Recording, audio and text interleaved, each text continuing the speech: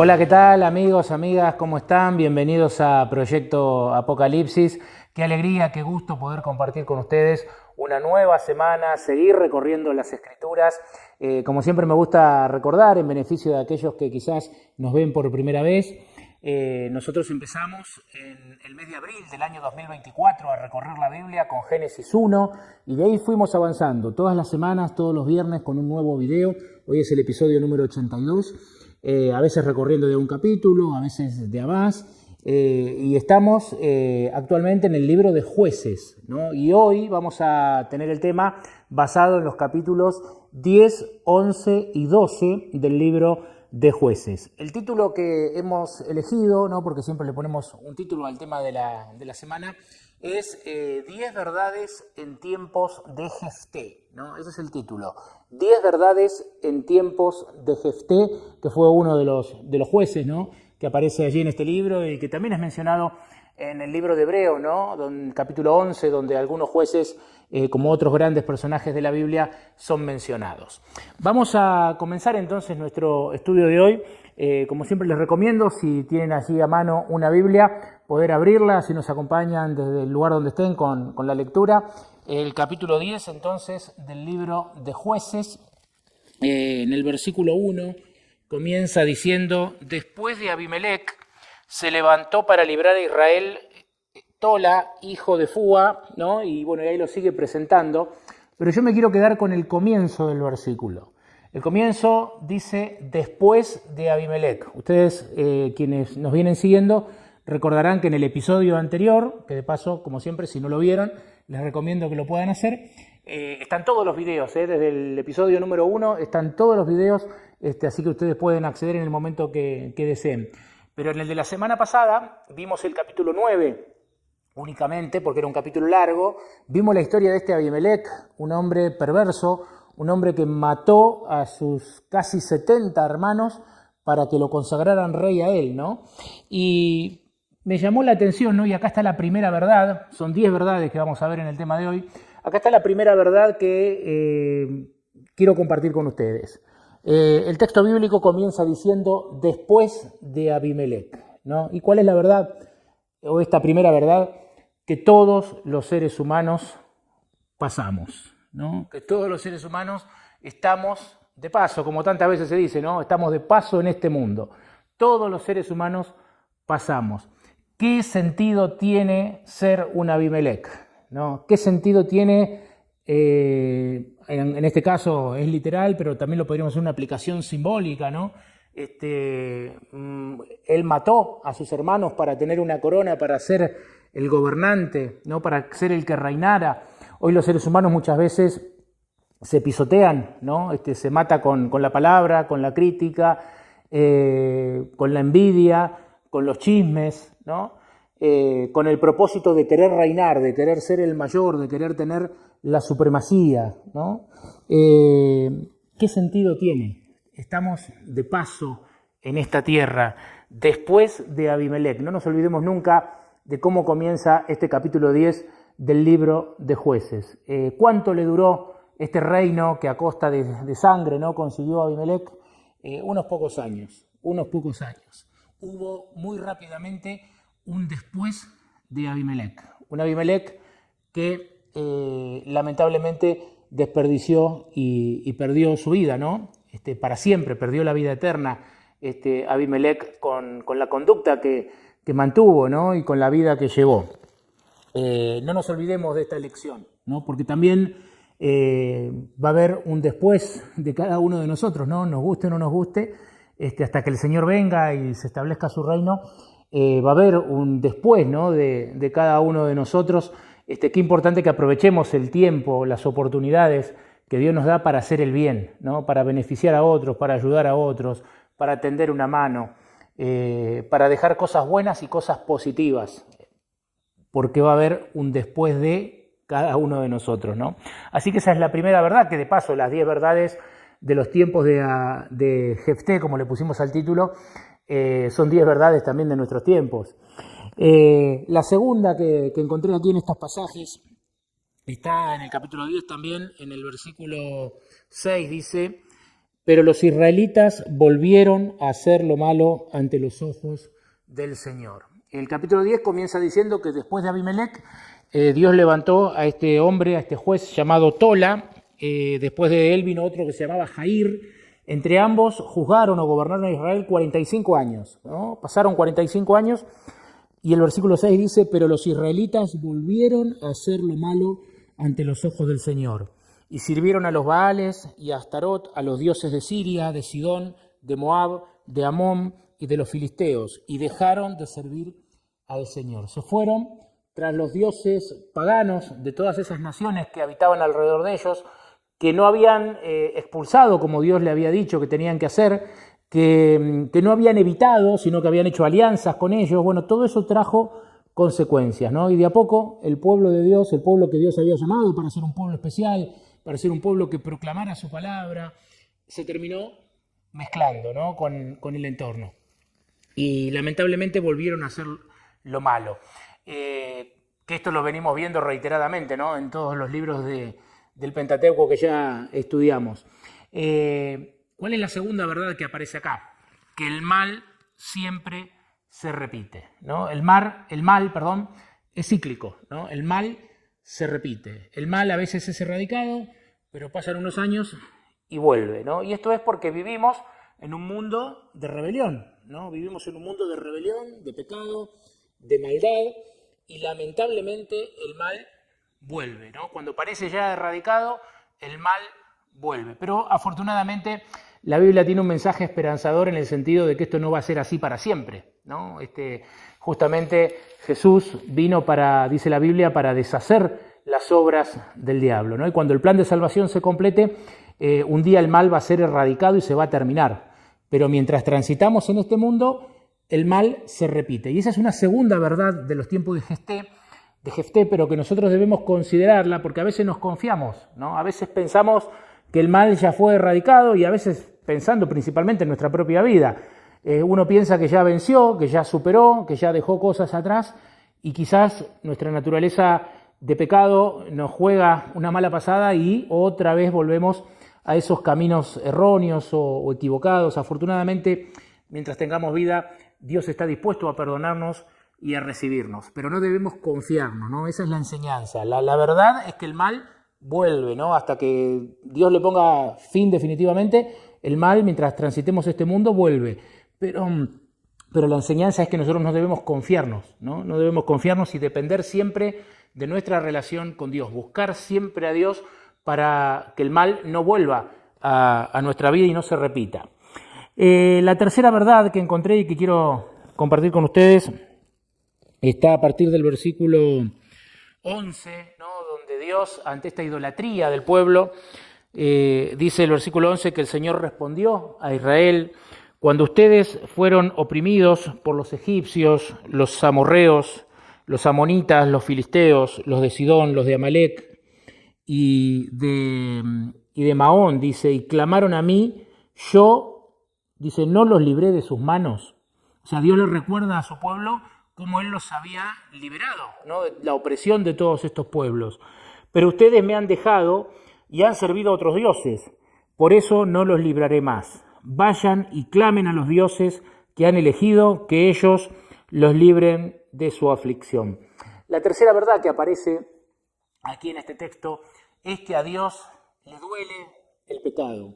A Dios le duele la rebelión del ser humano, ¿no? Al cual Él cuida, Él rodea con su amor una y otra vez, pero el ser humano parece querer alejarse, ¿no? Parece constantemente su naturaleza de pecado, parece querer llevarlo en el sentido contrario, ¿no? Y evidentemente en esta declaración que Dios hace aquí, que acabamos de leer, está implícito que a Dios le duele en su corazón, que Dios siente en su corazón la rebeldía de sus hijos.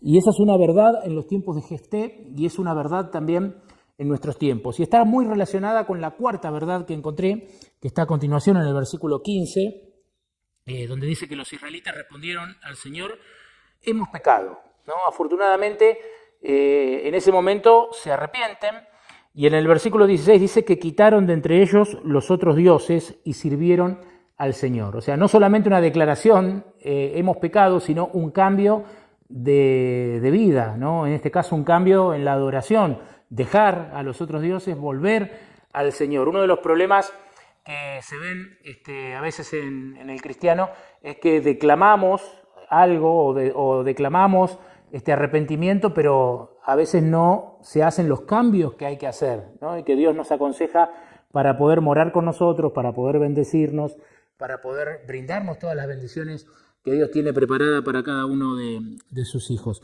Lo cierto es que, bueno, aquí ellos lo hicieron, y entonces en el versículo 16 dice que quitaron de entre ellos los otros dioses, sirvieron al Señor, y presten atención a la última parte del texto, dice, quien no pudo soportar más el sufrimiento de Israel, ¿no? Cuando Dios toma en el punto, o en la verdad número 3, la medida de decir, bueno, se fueron con otros dioses, ahora que los libren ellos, y parecería que da a entender el texto como que Dios deja de accionar en favor de su pueblo y se cruza de brazos, ¿no? Cuando Dios hace eso, lo hace con dolor, lo hace con tristeza, dijimos, ¿no? Y acá está claro el amor de Dios para con sus hijos, porque dice que no pudo soportar más el sufrimiento de Israel. A la primer medida de arrepentimiento, al primer visto de arrepentimiento por parte de su pueblo, Dios enseguida volvió, ¿no? a restaurar, a reconciliar, a restablecer esa relación especial que Él quería tener. Y lo mismo sucede de manera individual con nosotros, ¿no? Dios siempre está listo para que se pueda restablecer ese vínculo que desea tener con cada uno de nosotros. La quinta verdad que encontré aquí en estos textos de los tiempos de Jefté, ¿no? En realidad todo hasta acá lo que mencioné, seguramente Jefté ya había nacido o era un niño, bueno, pero ahora ya vamos a entrar de lleno en los tiempos de Jefté, ¿no? Como joven, como adulto. En el capítulo 11 de allí del libro de Jueces, habla de este personaje, Jefté, y ahí vamos a encontrar la verdad número 5. Jefté dice que era galadita, que era un guerrero valiente, así lo describe la Biblia, pero también dice que era hijo de una ramera y su padre fue Galad. La esposa de Galad había tenido hijos. Claro, cuando los hijos crecieron, y acá no lo dice el texto, pero es muy probable que conocieran la historia de Abimelec, ¿no? Y lo que Abimelec había hecho matando a todos sus hermanos para reinar él. Entonces nos llama la atención lo que sucede con Jefté aquí, ¿no? Dice que la esposa de Galad había tenido hijos.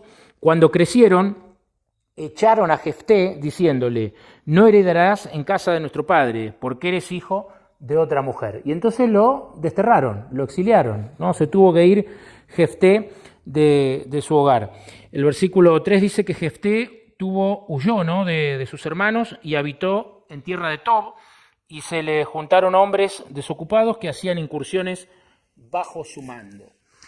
¿Cuál es la verdad que podemos extraer en esta presentación que nos hace la Biblia de este personaje? La verdad es que no importa dónde estés, porque a Jefté lo habían desterrado, no importa quién eres, ¿no? Jefté era hijo, dice aquí, de una ramera, no importa quién eres. Dios también dice que no importa tu pasado, ¿no? No importa lo que haya ocurrido, no importa quién eres, no importa tu pasado, no importa dónde estés, Dios puede utilizarte y Dios puede llamarte, ¿no? Y eso es lo que pasó aquí con Jefté. ¿Cuál es la quinta verdad? Bueno, es esta que acabamos de mencionar, que no importa cuál sea tu pasado, no importa dónde estés, no importa quién seas, si escuchás el llamado de Dios, Dios puede utilizarte, ¿no? Dios puede venir a tu vida, y eso es lo que nos enseña en primera instancia la presentación que la Escritura hace de este personaje. La verdad número 6 que quiero compartir con ustedes viene a continuación cuando Jefté, cuando lo llaman.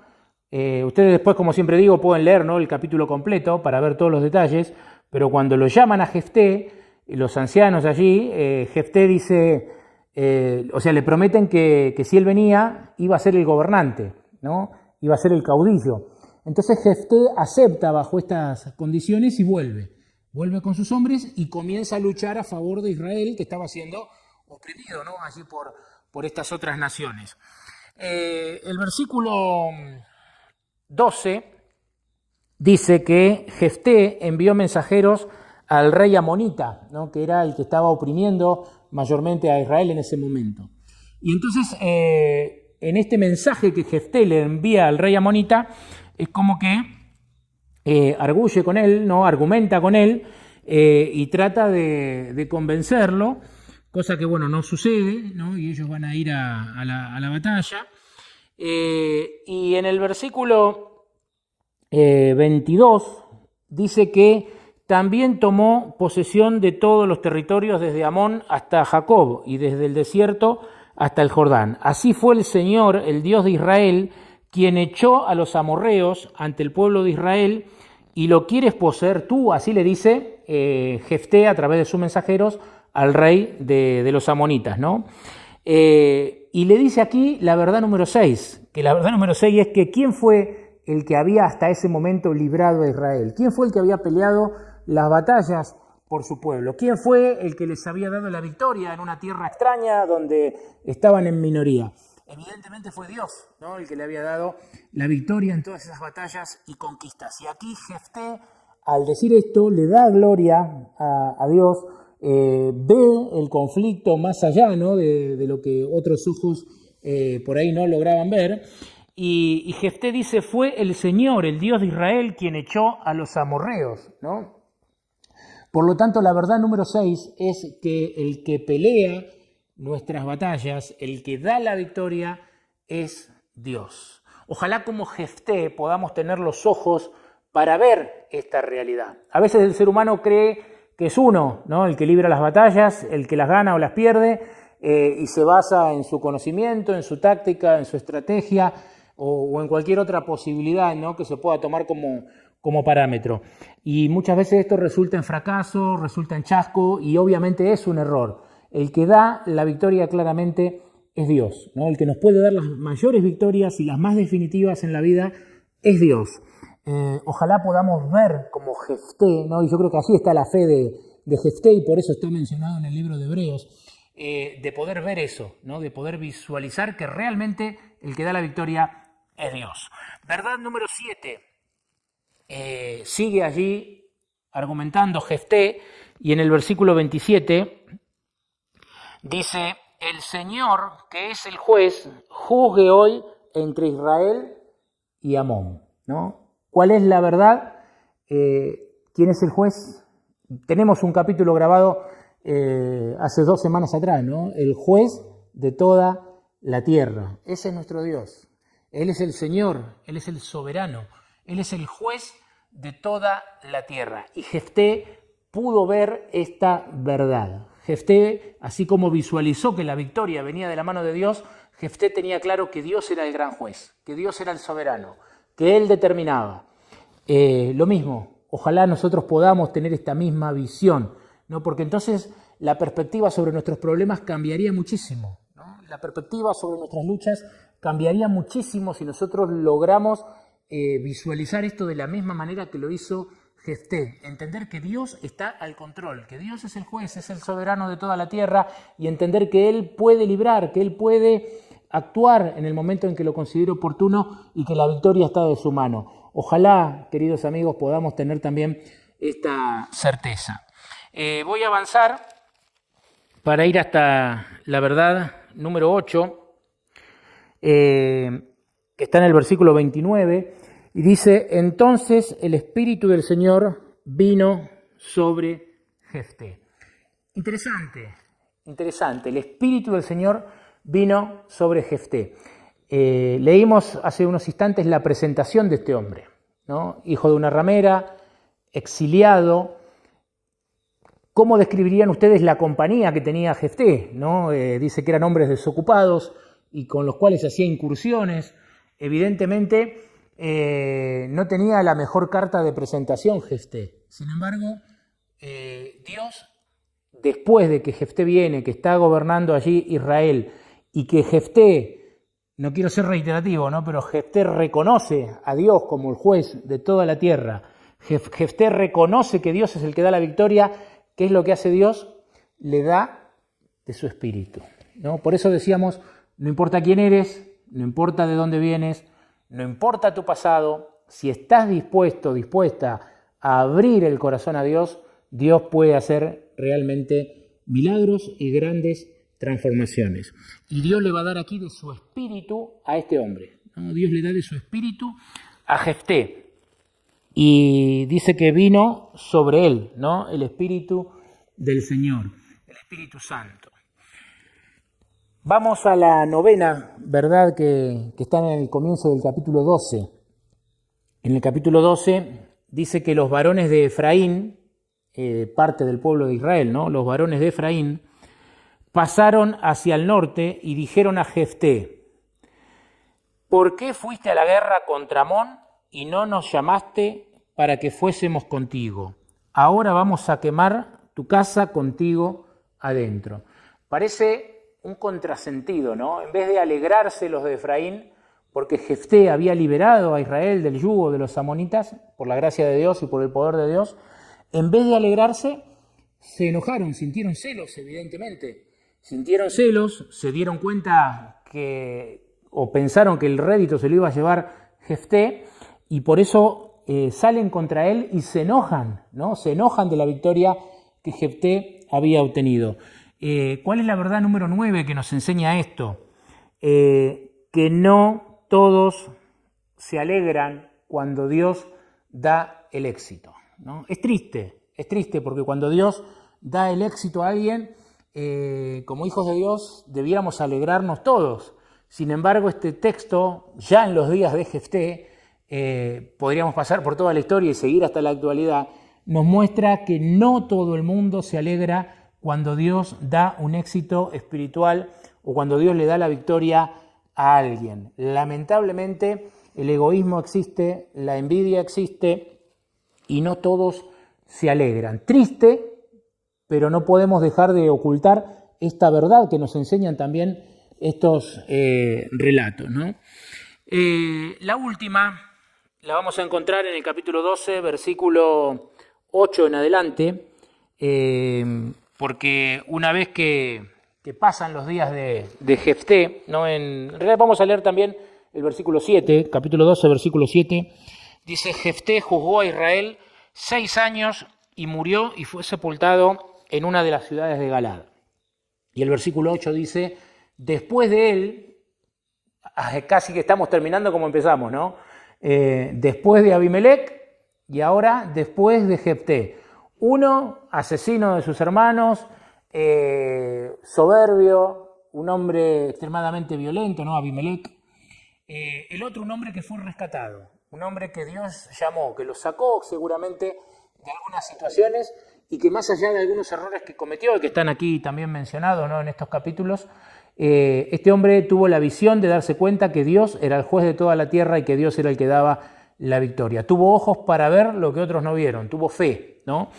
Y finalmente este hombre libró a Israel de muchos de sus enemigos. Pero ¿qué pasó con este hombre, con Jefté? También pasó, ¿no?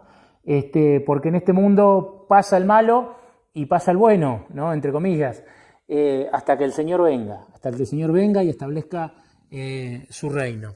Por eso dice, después de él, menciona a Ibsán de Belém, dice, juzgó a Israel. Y después más adelante menciona a otro juez llamado Elom y a otro llamado Abdón, ¿no? Y así finaliza el capítulo 12.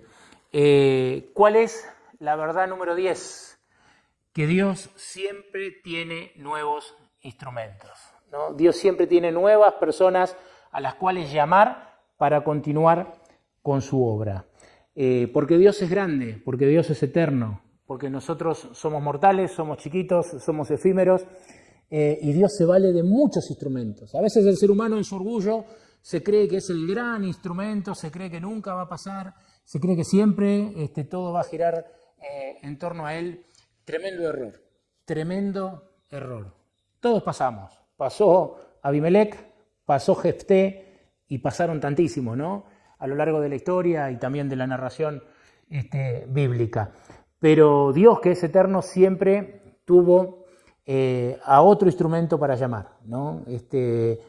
Pasó Moisés, Dios lo llamó a Josué, ¿no? Pasó Josué y Dios empezó a levantar distintos hombres, ¿no? El primero, recuerden, de los jueces mencionados era Otoniel, y a partir de allí otros más que vimos, Gedeón, ¿no? Uno de los más conocidos, el propio Jefté.